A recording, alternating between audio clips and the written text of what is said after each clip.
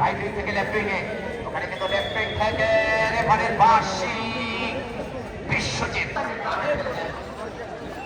তারা কিন্তু কখনো কখনো বিপদ হতে পারে। সেখান থেকে আবারও সাইফুল্লাহ, যদিও এখন পর্যন্ত আজকের এই ম্যাচে তেমনটি করে নিজেকে মেলে ধরতে পারেনি, তবে চমৎকার খেলতে পারে ডান প্রান্ত থেকে লেফট উইং থেকে চমৎকার শট, অসাধারণ।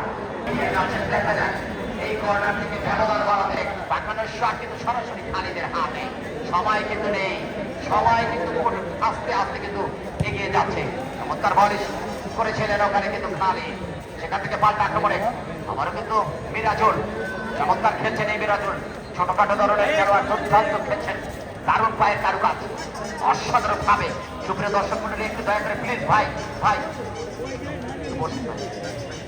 ডাক প্রান্ত থেকে দেখা যাক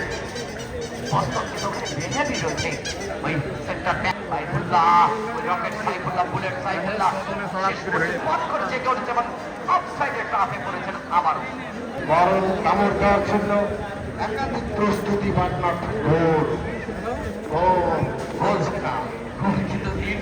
ভুলে যাচ্ছেন কেন? 3টি গোল কিন্তু উপহার দিতে সক্ষম হয়েছে। সেটি তো বেশ কয়েকটি অপরচুনিটি পেয়েছে, বাট সেটা কিন্তু কাজে লাগাতে পারেনি। গোল্ডেন অপরচুনিটি পেয়ে ওপেন নেট পেয়েও ওই ফাইনাল ডাস্টে দিতে সক্ষম হয়নি। আবারও মিরাজুল, দেখা যাক ডান প্রান্ত থেকে পারবেন কি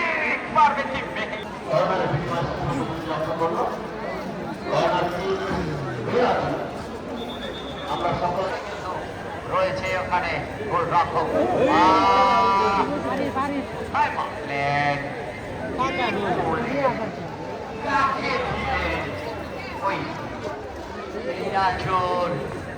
আক্রমণ নস্বাত হয়ে গেল। সুখী মুজিবুর রহমান স্মৃতি